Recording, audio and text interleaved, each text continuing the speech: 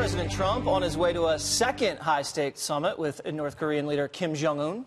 The pair are set to meet later this week in Vietnam. President Trump looking to continue progress made during the first sit-down and is optimistic North Korea will eventually give up its nukes. I think we can have a very good summit. I think we'll have a very tremendous summit. We want denuclearization, and I think he'll have a country that will set a lot of records for speed in terms of an economy. Meanwhile, the mainstream media is already trashing Trump and throwing cold water on any positive outcome from the talks. Is this visit, just for lack of a better word, a romantic visit? Did the president say that he loved Kim Jong Un again this weekend? They have this, what, love and kisses? Did he? I don't know. Did they send each other? It's so disturbing and dangerous. A Valentine's card? My worry, George, is that this negotiation, this summit, may be a dud. You're saying the president's going to get played? I think the president's just looking for good press. I mean, let's just be frank. He felt like he got a good press after the last one, and he figures another photo op might do that.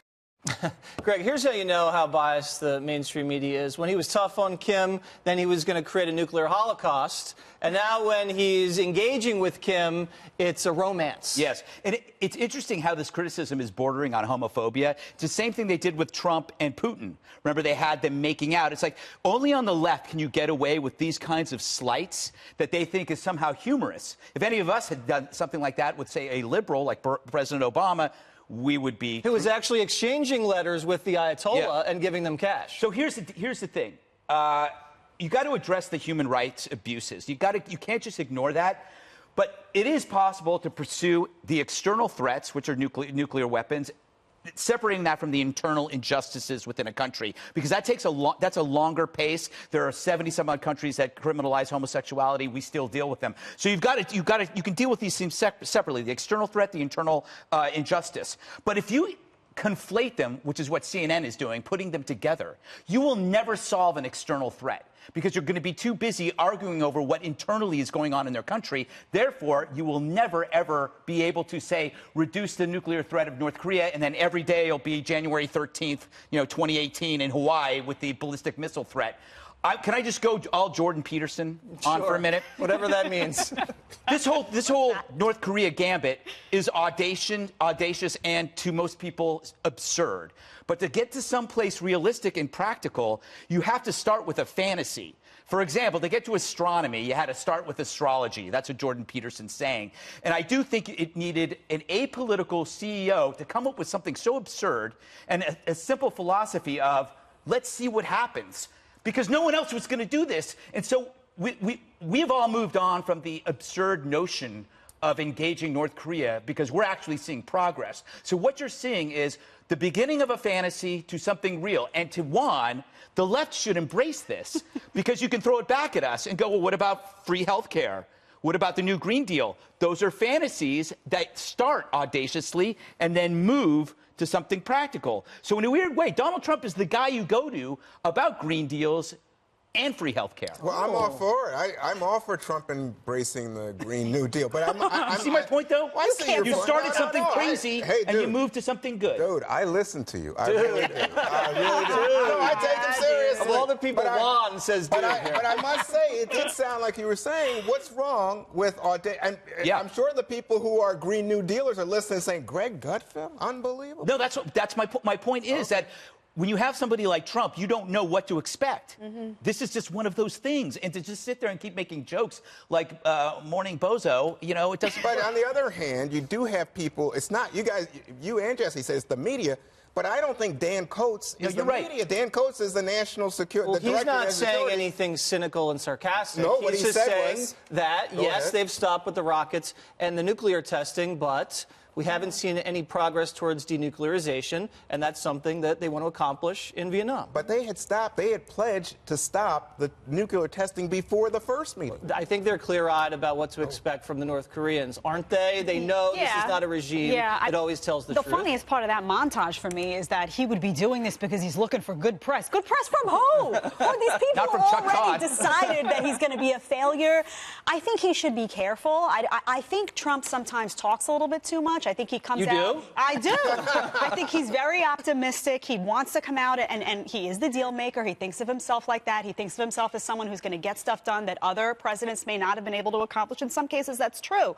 But I think when he says these really bold things like, Chairman Kim will make a wise decision, you don't know if he's going to make a wise decision. Don't put that stuff out there. That's like Mexico's going to pay for the wall.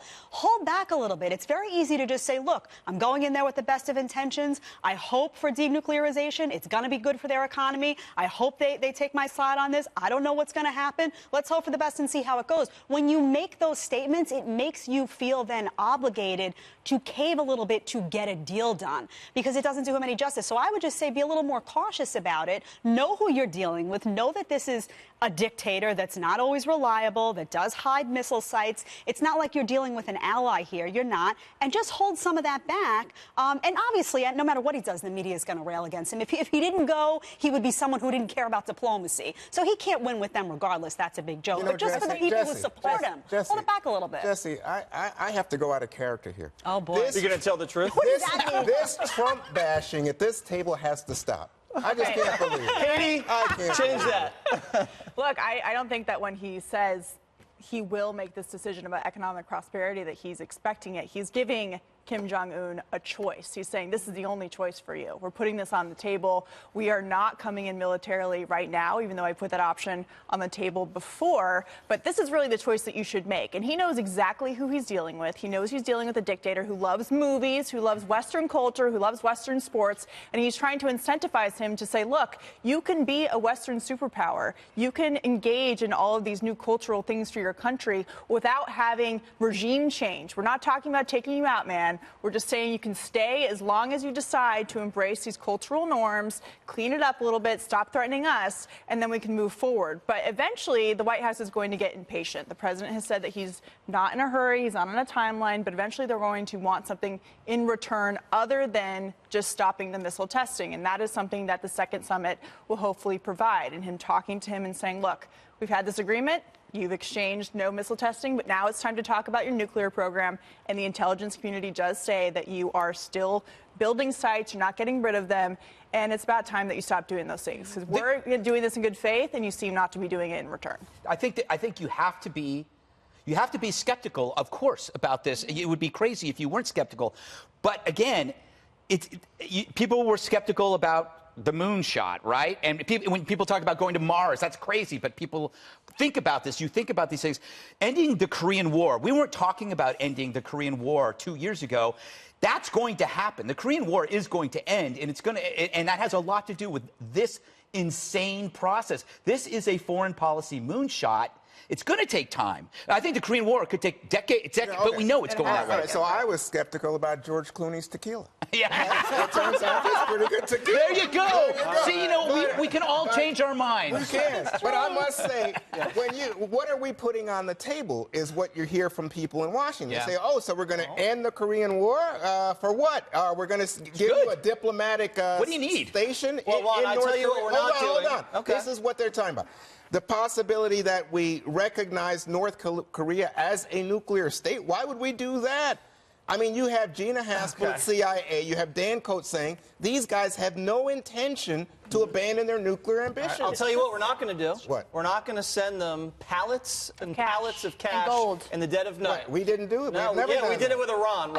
Remember that deal? All right.